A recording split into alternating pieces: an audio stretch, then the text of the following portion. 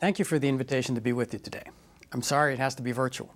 Unfortunately, we face a budget crisis in Pennsylvania. Governor Tom Wolf is doing everything he can to fix this in a responsible way, but because the General Assembly still hasn't passed the responsible budget, Commonwealth agencies in Pennsylvania are under a travel ban, among other measures to conserve scarce financial resources.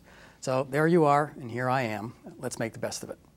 I was privileged to be in attendance at the East Room of the White House when President Obama unveiled the Clean Power Plan this past August. Under it, Pennsylvania is required to reduce our carbon emissions by 33% by 2030. Our goal is to submit to EPA a plan that meets that target by the September 6, 2016 deadline. We view the Clean Power Plan as presenting some major opportunities for Pennsylvania. First, it's an opportunity for engagement with our citizens and our stakeholders. We've asked Pennsylvanians to advise us on how we can meet the goals of the Clean Power Plan.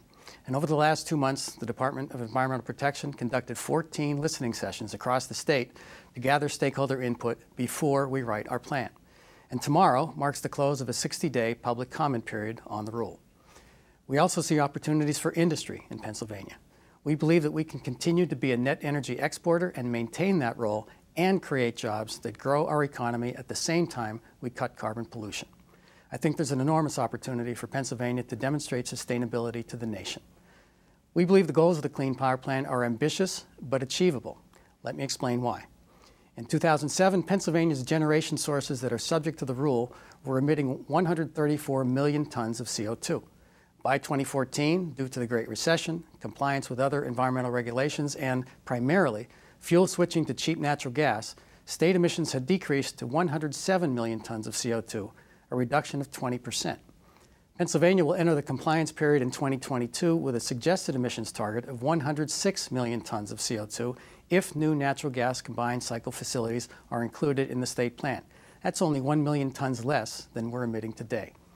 Then, over the next 8 years, by 2030, the state will have to reduce carbon emissions to 91 million tons. So, between 2007 and 2014, carbon dioxide emissions in Pennsylvania fell 27 million tons. Between 2022 and 2030, they will need to fall another 16 million tons. The Clean Power Plan will require coordinated and concerted effort, including a focus on renewables and energy efficiency, but its goals can certainly be achieved by Pennsylvania. We'll draft a state plan that's tailor-made for our state's economy and people, protecting our indigenous resources and our position as a net energy exporter. Indeed, in terms of compliance opportunities, Pennsylvania is in a unique position because of our diverse energy portfolio. For example, in Pennsylvania, we're first in the nation for electricity exports. It's really a big part of our state's economy. We're the second biggest generator state in the nation. We're the number 2 state in the nation for nuclear generation. We've become almost overnight the number 2 natural gas producing state, and we're 4th in coal production, 12th in solar capacity, and 16th in wind capacity. So we clearly have a diverse energy mix and a rich set of indigenous resources that are inextricably linked to our economy. All of them will play a part in our thinking as we develop a clean power plan that works for Pennsylvania. Nuclear power must play a role in Pennsylvania's Clean Power Plan. It provides about 34% of our electricity and about 95% of our carbon-free generation.